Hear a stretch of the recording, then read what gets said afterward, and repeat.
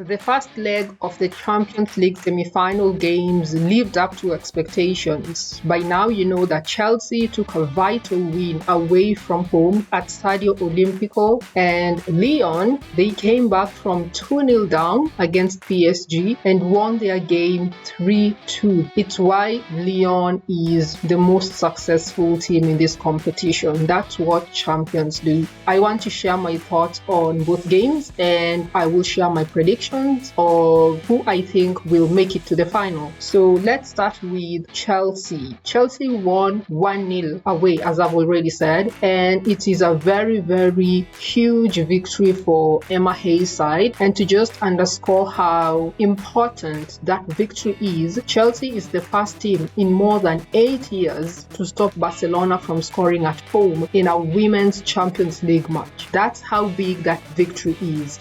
So looking at the game, I think Emma Hayes just got her tactics spot on. Her lineup, I think I wouldn't say I have watched Chelsea in every game this season, but for example, I expected Guro Reitan to start. She was on the bench. Well, I did expect Lauren James to start as long as she is fit, because many times she's been the game changer. I expected Maria Ramirez. She started and she was fantastic. So I think she made the right choices, because sometimes when you have these star-studded teams, it can be quite a challenge, I think, for coaches to make their decisions, especially in big matches. Some of them tend to make changes that end up not working out very, very well, and she just got it right. And I think these lessons, Emma Hayes picked them up from the final that they lost to Barcelona. She did well, and then the tactics, spot on. They did not allow Barcelona to play their game. They were on them as soon as the ball left the feet of the passing player, pressing them, not giving them room. They did not allow them to establish themselves and really take over the game. So they were on the front foot. And if you look at how the goal came about, it came about by Chelsea pressing them high, not letting them pass it out from the back. And that is where they found the space. Erin Cuthbert dropped a shoulder and then buried the ball at the back of the net. I think Barcelona would have done better in that. And I think they were stunned with how Chelsea were playing, and so they were trying to get their footing in the game, and they were just on the back foot, and they did not expect that. I think it's a thing with teams that normally dominate games. When they come up against a team that has set up to disrupt their play and they cannot get their footing, then it's almost like they don't know what to do. And so that was the theme for the entire game. Chelsea sticking to their plan, denying Barcelona the chance to really pass and really play their game, and then trying to benefit from counter-attacks, because Barcelona will always have the possession, and for them it's about intercepting the ball, and they got these chances and then trying to release players on the counter, and they did that a couple of times. So that was a fantastic tactical battle that Emma Hayes won successfully. So they take a 1-0 victory back home. Barcelona were just, I don't know, it just didn't work out for them at all. It just seemed to me that probably they were tired. I don't know, that's how it came across to me. They did have chances. On a normal day, they score them. Tara Yuelo, ball she got from Lucy Bronze at the diagonal, I think it was in extra time or toward extra time. Any other day, I think she scores that.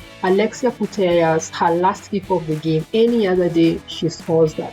I just think it was not their day. And we've seen teams that have this kind of day in football where no matter what they try, even if the goalpost is empty, the ball hits the bar and it goes out, or the ball just misses the goal by inches. I'm not trying to make excuses for them. They were just not as sharp as they are. So going into the second leg, I think the pressure is on Chelsea to now seal the deal. Can Chelsea at Stamford Bridge, when it matters the most, seal the deal? Barcelona, they will create chances and they will probably score. It's a 1-0 lead. It's a very thin lead. I think Barcelona will score. They will make the chances and they will get the goals. The onus is on Chelsea to increase their lead and to prevent Barcelona from scoring and from getting the victory. Can they do that? The other thing I should say about Chelsea's victory is their mental fortitude. They really were impressive, because we've seen teams that have lost heavily against quote-unquote the favorite team, right? Go ahead and then not being able to hold on to the lead. And we'll talk about that when we talk about PSG just very shortly. But they held their lead and they continued being confident in their game, and they were able to see it out. So this is another test that they will have in the second leg. Will Emma Hayes be able to come up with another tactical masterclass? Does she retain the same starting 11 or does she change it? Those are the things that she would be thinking about. For Barcelona, they have to come out and play. They have to come out and score goals, and we know they can do that and they will do that. So who do they start? Does Alexia Putellas start the game? Lucy Bronze was a substitute. So does Lucy Bronze start the game? I think she really changed the game from when she came. She injected some pace in front, and then the crosses that she was passing. It was a team that we have seen before, and we know that they can do things. So who do I think will win the second leg? I will go with Chelsea. I think Chelsea can do it at home and get to the final. Who do you think will win the second leg next week? Chelsea versus Barcelona at Stamford Bridge. Put your comments down below. The next game was the PSG versus Olympique Lyon. That was a fantastic show of women's football. Fantastic game against two teams who've played one another several times. And if you watch my previous video, you will know that I already said it's the most played fixture in Women's Champions League history, and it lived up to expectation. Lyon were on the front foot when the game started. They were very dominant. PSG slowly made their way into the game, and I don't think many people expected PSG to take the lead at all. Lyon had chances from very early on. Delphine Cascarino really tested the keeper from very early on, but they were not able to capitalize on that. And then PSG scored. Who else but Marie Antoinette Katoto? Lyon was sad. They were playing at home. They did not expect that. And from the time, before they even scored, PSG had already started establishing themselves in the game. They had very good spells of just possessing the ball and passing it around. They were growing into the game. From then on, Lyon, just like Barcelona, they were disrupted and they were not able to really get the ball going. They had chances, but they did not bury them. I think that was pretty much the story of the first half. The second half starts, PSG are confident, they're on the front foot again. Marie Antoinette Katoto gets the chance, scores, PSG doubles the lead, and we think, Lyon, how can they come back from this? Even though they have a very star-studded team, how can they come back? We thought PSG were rewriting the narrative until Diani happened. Yeah, Diani inspired the comeback. They get into this interplay on the right, and she just pokes the ball into the far left corner of the post. The goalkeeper, she could not get there, and that one goal just instilled the belief in the team in front of their home fans, and the home fans were inspired to really just get behind them, and that was the start of